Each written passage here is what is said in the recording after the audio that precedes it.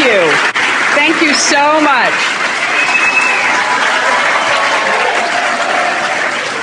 Oh, it is absolutely a pleasure to see all of you here today. And I've been getting reports about the conference, and I am so excited to join you today to talk about what we are focused on here at this Summit on Women and the Economy.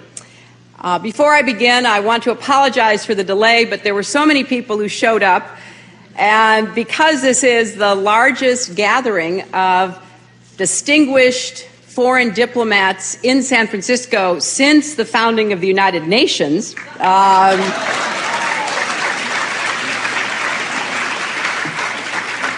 there was a little more of a delay in getting everyone in, and there are still people outside we hope will be able to get in. Before I begin my remarks, let me recognize a few of our special guests here. We have two members of Congress, Zoe Lofgren and Jackie Speer. Thank you very much for being with us. And we have two distinguished mayors. I want to welcome Mayor Edwin Lee and his wife Anita from right here in San Francisco. Mayor Lee.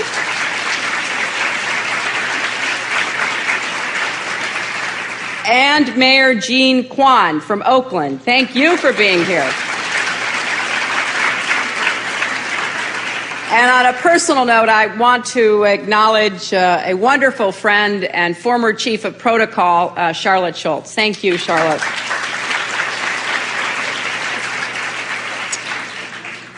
Now, as this summit comes to a close, we will adopt a declaration for the first time in APEC's history that will affirm this organization's and each member economy's commitment to improving women's access to capital and markets, to building women's capacities and skills, and to supporting the rise of women leaders in both the public and private sectors.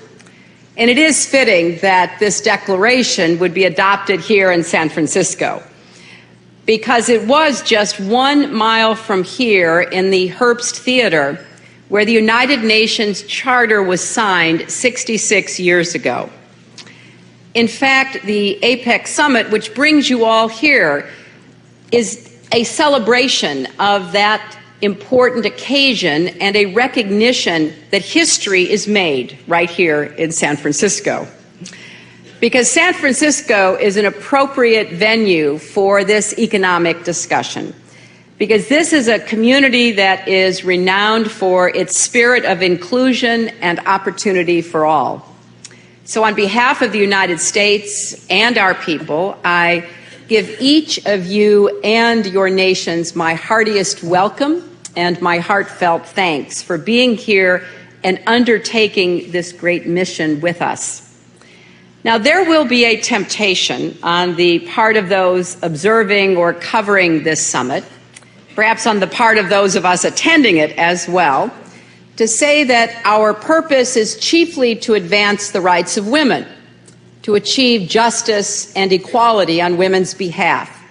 And that is, of course, a noble cause, to be sure, and one that is very close to my heart.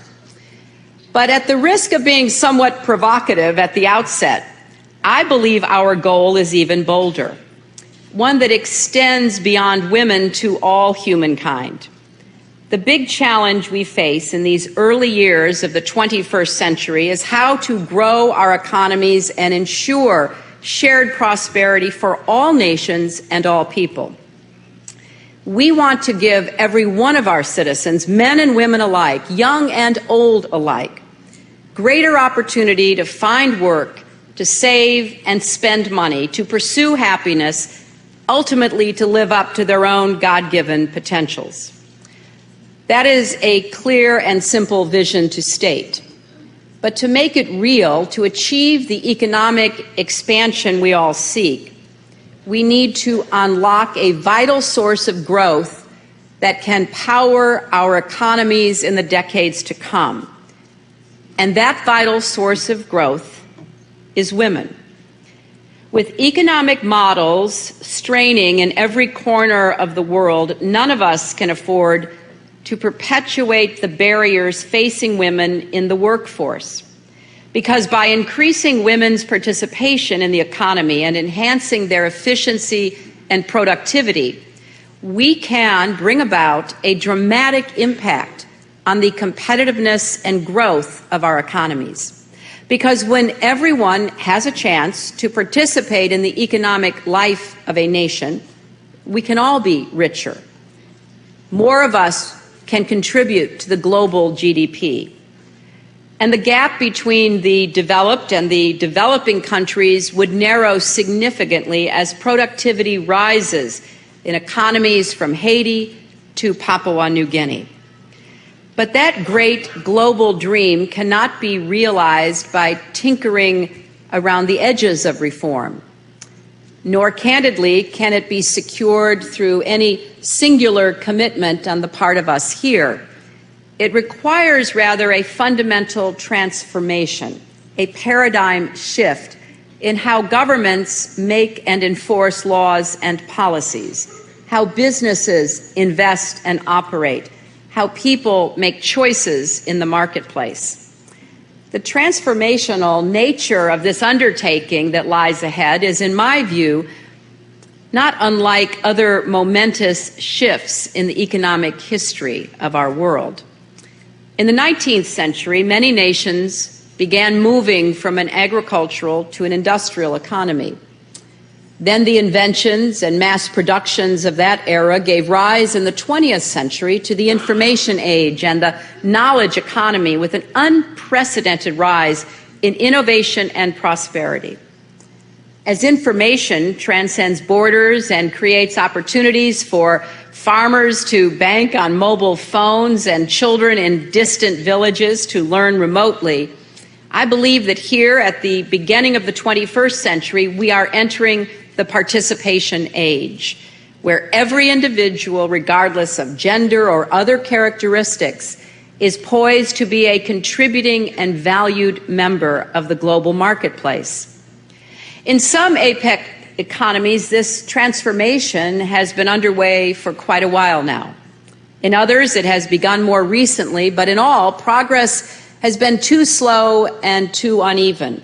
But there is no doubt that the increasing numbers of women in the economy and the rising productivity gains from improving the distribution of their talents and skills has helped fuel significant growth everywhere. And economies that are making the shift more effectively and rapidly are dramatically outperforming those that have not. So if we are serious about this undertaking, if we really want to achieve parity for women in the workforce, both that they participate and how they participate, then we must remove structural and social impediments that stack the deck against them. Now, I don't urge this because it is the right thing to do, though I believe that it is, but for the sake of our children and our nations, it is necessary to do. Because a rising tide of women in an economy raises the fortunes of families and nations. Now, my husband often says, in making the argument that everyone should be involved, that we don't have a person to waste. I think that's true. When it comes to the enormous challenge of our time to systematically and relentlessly pursue more economic opportunity in all of our lands, we don't have a person to waste. And we certainly don't have a gender to waste either. So let's look at the evidence. The case for unlocking the potential of women and including them more fully in the economic life of our nations begins with the accounting of how women already are driving growth. The 21 economies of APEC are among the most dynamic in the world. Together, we represent more than half of total economic global output. And more than 60% of women in the APEC economies are part of our formal workforces. They're opening stores, they're running businesses, they're harvesting crops, they're assembling electronics and designing software. The Economist points out that the increase in employment of women in developed countries during the past decade has added more to global growth than China has. and that's a lot.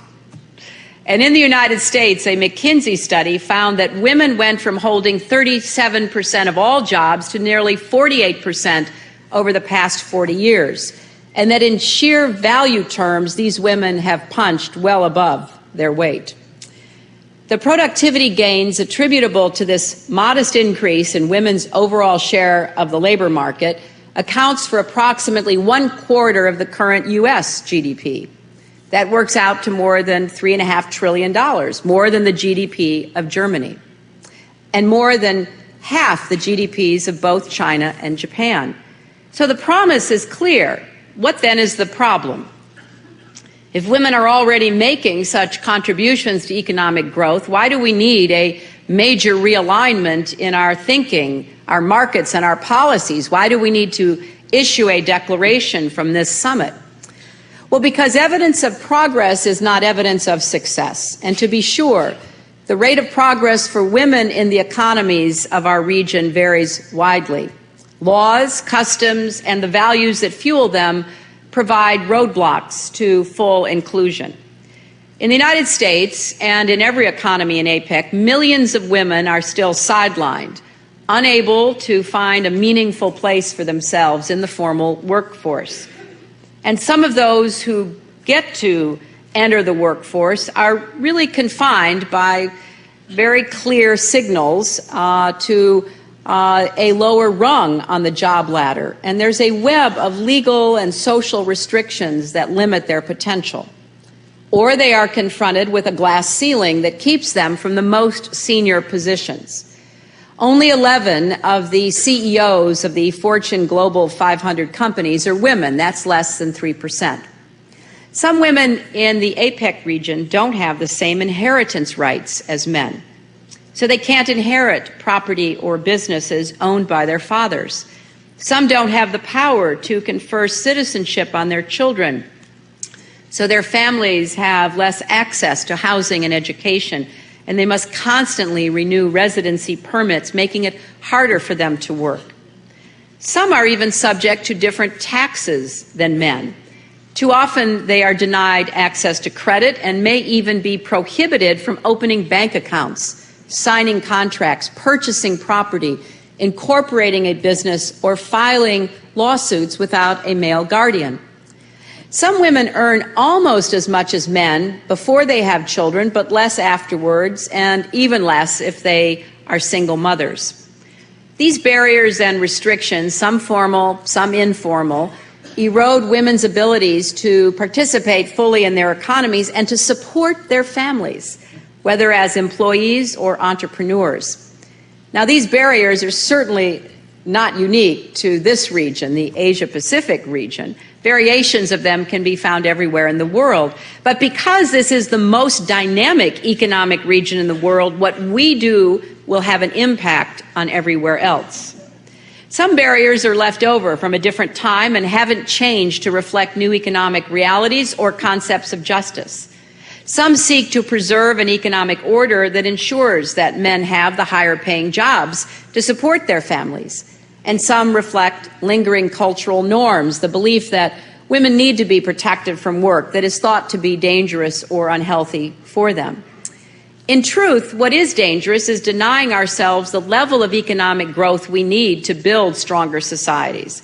And what is unhealthy is for women to be denied the chance to contribute fully to that growth, because that denies everyone, first and foremost their families, a chance at greater prosperity.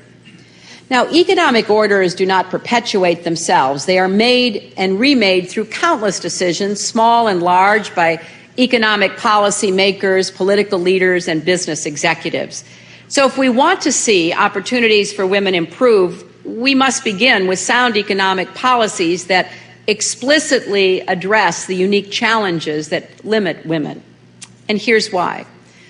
A Goldman Sachs report shows how a reduction in barriers to female labor force participation would increase America's GDP by 9%. We admit we still have such barriers. It would increase the Eurozone's by 13%, and they need it, and Japan's by 16%.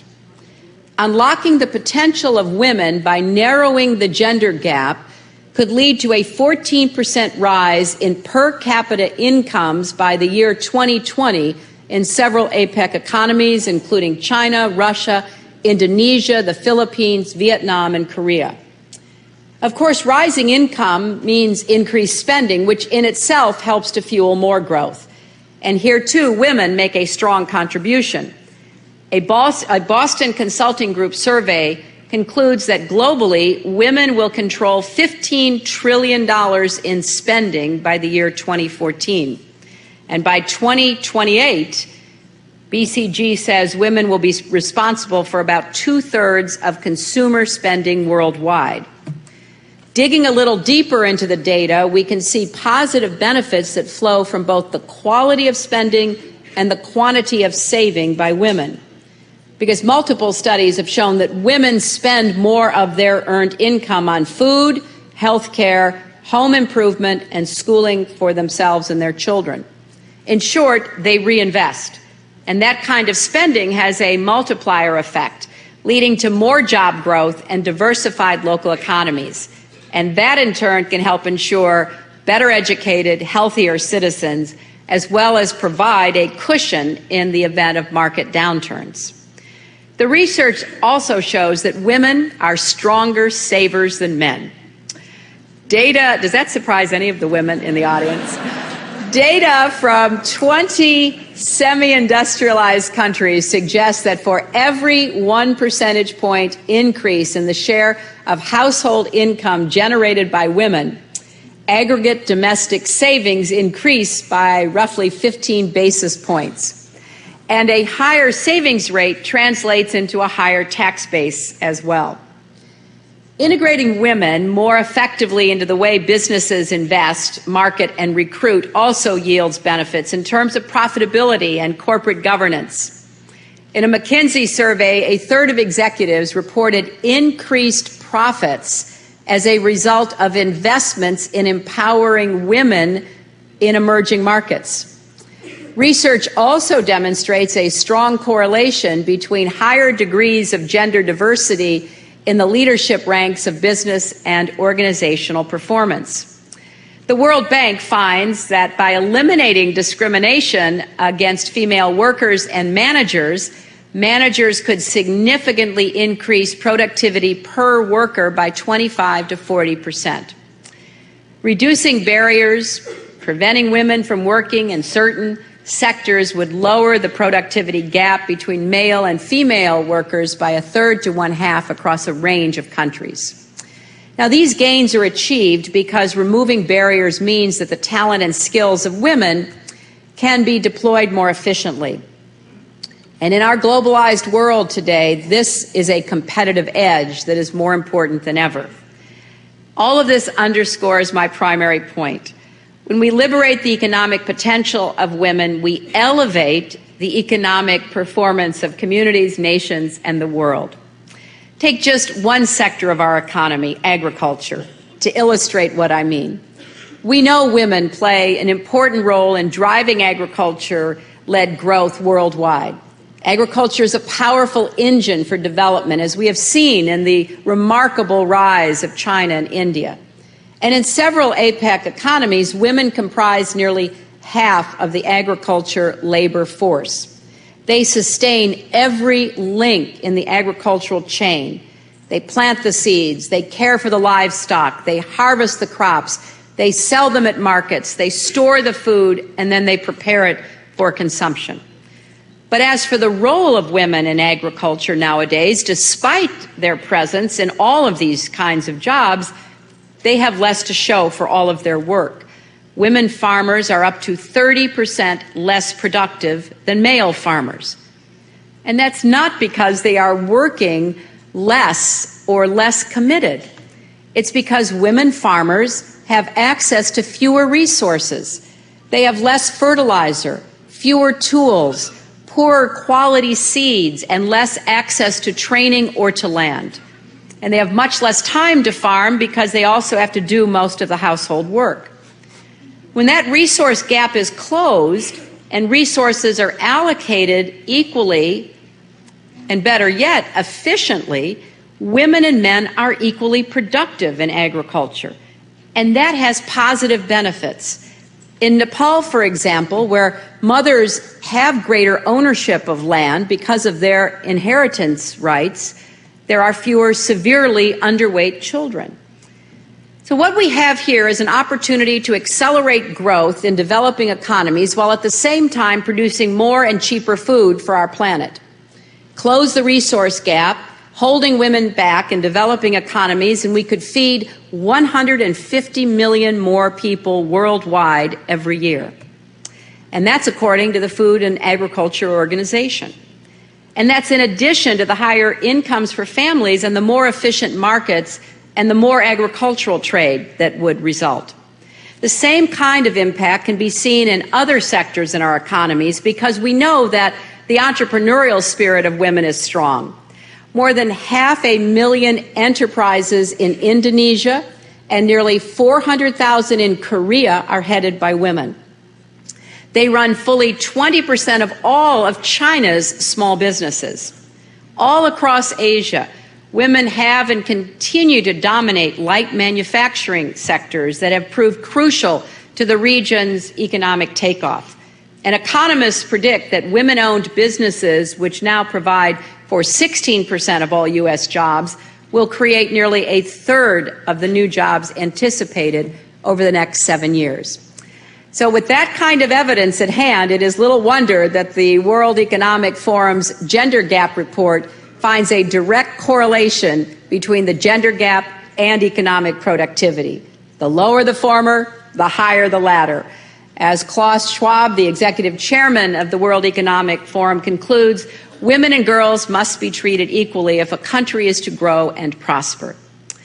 The declaration we will adopt here today can begin to close that gender gap by making it possible for more women to unleash their potential as workers, entrepreneurs, and business leaders. And the goals in this declaration are very specific. We commit to giving women access to capital so women entrepreneurs can turn their ideas into the small and medium enterprises that are the source of so much growth and job creation. We urge examining and reforming our legal and regulatory systems so women can avail themselves of the full range of financial services. And such reforms can also help ensure that women are not forced to compromise on the well-being of their children to pursue a business career. We must improve women's access to markets so those who start businesses can keep them open. For example, we need to correct the problem of what's called information asymmetric problem, meaning that women are not informed about the trade and technical assistance programs that are available, as we just discussed in agriculture. There are 2 State Department programs that we are using to try to model a lot of these approaches.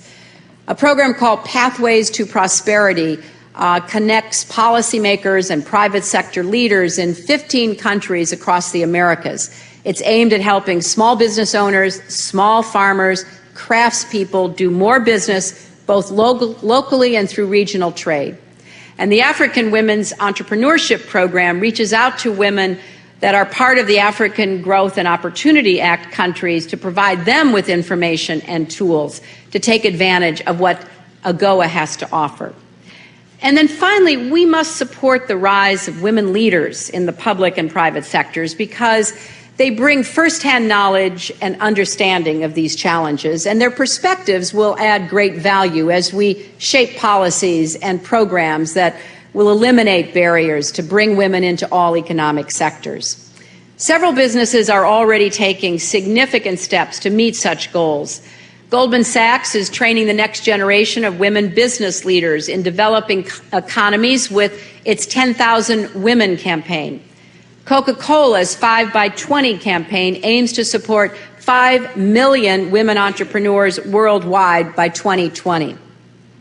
And just this week, Walmart announced that it will use its purchasing power to support women entrepreneurs by doubling the amount of goods it will buy from women-owned businesses globally to $20 billion by 2016.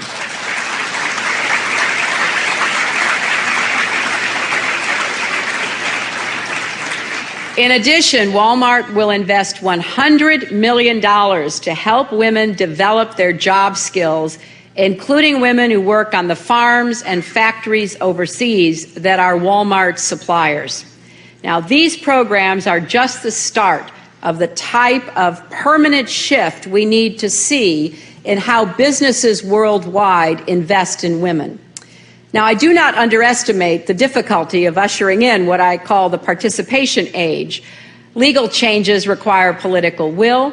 Cultural and behavioral changes require social will. All of this requires leadership by governments, civil society, and the private sector. And even when countries pursue aggressive structural reforms to get more women into their economy and enhance their productivity, they don't always produce the results that we would like to see. So we have to stay with this. Persistence is part of our long-term plan. And while economic orders may be hard to change, and policy strategies, no matter how good, can only get us so far, we all have to make a choice, not simply to remove barriers, but to really fill this field with active investment and involvement from all of us. Those of you who are here today are leaders from across the APEC region. And it is your choice to come here. It is your choice to focus on women and the economy that will send a message rippling across APEC. And the countless decisions that will be taken by leaders and citizens to encourage young girls to stay in school, to acquire skills, to talk to that banker, to understand what it means to give a loan to a woman who will work her heart out to produce a result for herself and her children. And when we do that, we are going to really make a big difference in helping elevate the age of participation for women. And there are many other areas we have to be attentive to. Our medical research dollars need to be sure that we are equally investing in women as men. Our tax systems have to ensure that we don't either deliberately or inadvertently discriminate against women, and women should be given the same opportunities to, be productive and contributing members of society. But big and bold ideas, I think, are called for in our world today, because a lot of what we're doing is not achieving the outcomes that we are seeking. There is a stimulative and ripple effect that kicks in when women have greater access to jobs and the economic fortunes of their families, their communities, and their countries. Many people say that there are all kinds of benefits that will flow from this, but I want to be somewhat modest in our goals. Yes, I do think it will produce more food and more educational opportunity and more financial stability for more families around the world, and that will have dividends across the full spectrum of society. But our declaration will be meaningless if we don't put our will and effort behind it. I think this summit just might make the history books if people look back in years to come and say that meeting in San Francisco with all of those important people from across the Asia-Pacific region said something that had never been said before. They didn't just assert that involving women was the good thing to do or the right thing to do. They put their heads together and came up with a declaration committing themselves to really tackle the obstacles, because it will benefit the people we all represent. And then we need to measure our progress to be sure that we are tracking what we care about. We obviously do that in our own lives, but it's important we do it across our countries and our regions. And I'm sure that if we leave this summit and go back to our governments and our businesses and focus on how we're going to improve employment, bring down national debts, create greater trade between us, tackling all of that, and always in the back of our mind keep in focus what more can we do to make sure women contribute to those results, we will see progress. And we will be in the lead at not only asserting what we think should be done, but in measuring and tracking how well we are doing. So I thank you for gathering here in San Francisco. mindful that we're on a long journey together. I look out and I see friends from across the region representing countries that have been so amazing in the progress that you have made in the last 50 years, even in the last 30 years. It will take time, it will take our concerted effort, but I am convinced that if we come into pursuing the promise of this participation age and unleashing and harnessing the economic potential of women, we will see a new and better future. That is why I am honored to be here, representing the people of the United States, bearing witness to what begins right here in San Francisco on September 16th, 2011. This is the beginning of a very promising future for us all. Thank you very much.